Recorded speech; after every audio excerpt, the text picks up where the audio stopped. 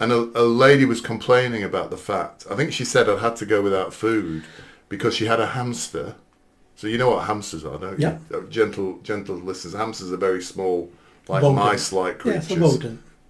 And Freddie Starr ate one once, just as a matter of interest. Someone else did something else with one. I don't want to... As we know, Nick's always first in the buffet line. So she had a hamster who had a problem with a tooth.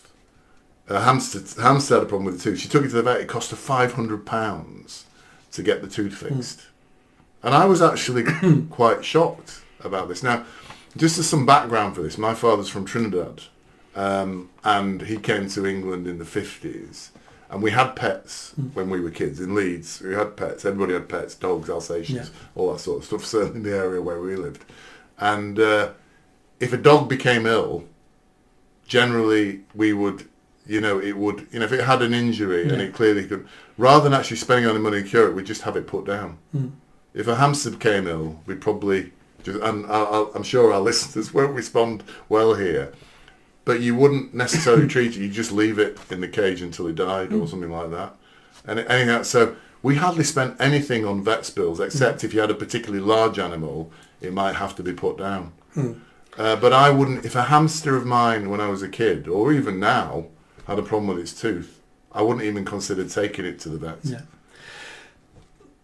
Different time, different people. So when you was a kid, I'm presuming money was tight and your dad would not have wasted money on a pet because he no was... way.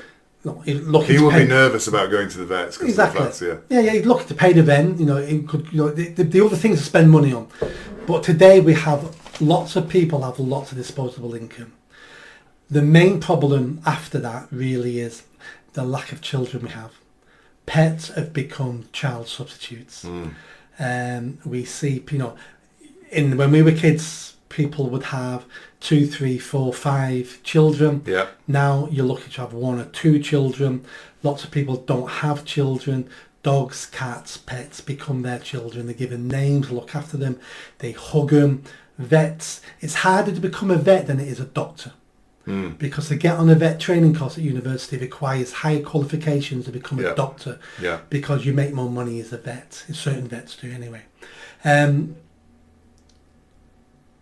That's part of the problem. They've become members of our family.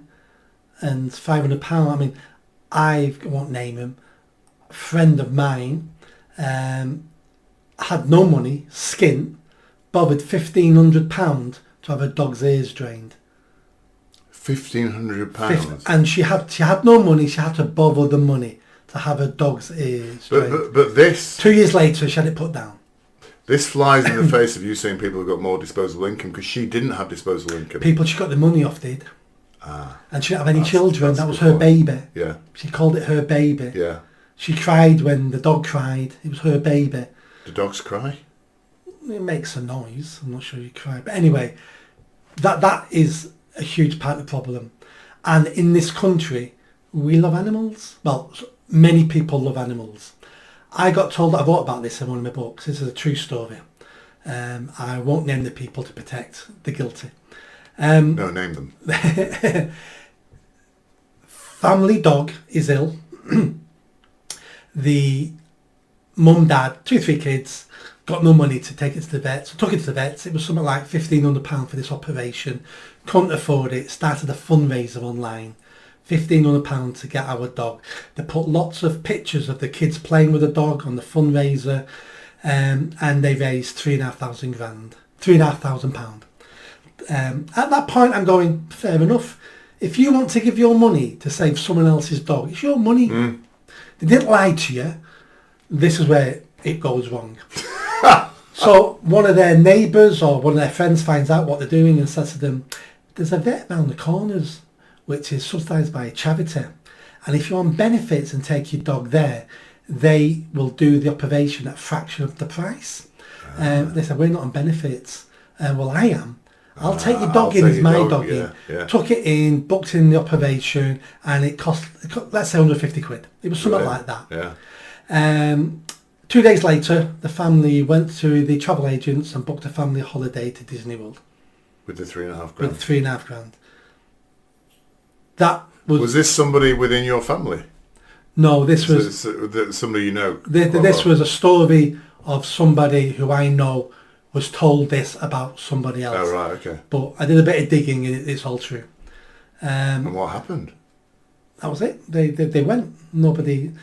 So that went from stupid people giving stupid people money to fix their dog to criminal. It's a fraud, yeah. So up to that point, I didn't care. Once that happened, what the people should have done, we raised $3,500, great.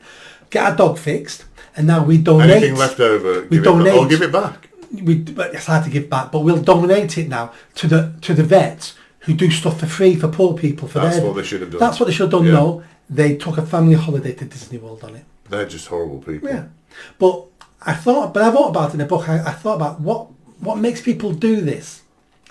They started off with the best intentions, because they were going to spend the money on the dog.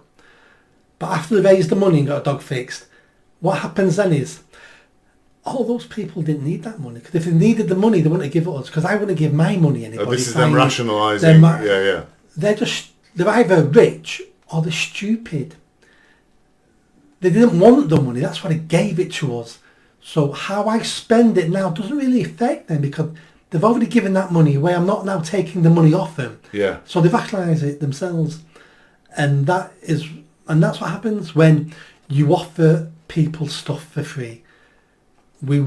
Humans will abuse the situation. Yeah. You look at our benefit system as a great example of how we'll abuse the system to our own benefit. That's not everybody, but it's the majority of people. Mm. That's an interesting story, and I know that people remain anonymous, but I'm sure you won't do that again, Nick. So that's... I wouldn't have a dog. I won't buy food for a dog. Do you remember but when we were kids, do you remember the PDSA? Because they were free treatment. PDSA, do you remember that? We never had animals, so I don't know. And I remember in Leeds there was the PDSA, and you could take your animal there for free. That's obviously gone away then. Well, they're charities now.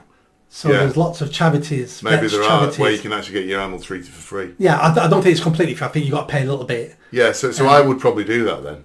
I'd just go somewhere and pretend I was on benefits. You've got to prove you're on benefits. Did you like that video? I think you did. Hit the bell, give it a big thumbs up, comment, and don't forget, I'm standing for election in Oldham East and Saddleworth. So please share this video, speak to your family and friends if you live in Greater Manchester, and if you live in Oldham East and Saddleworth, make sure you vote for me. Catch you soon.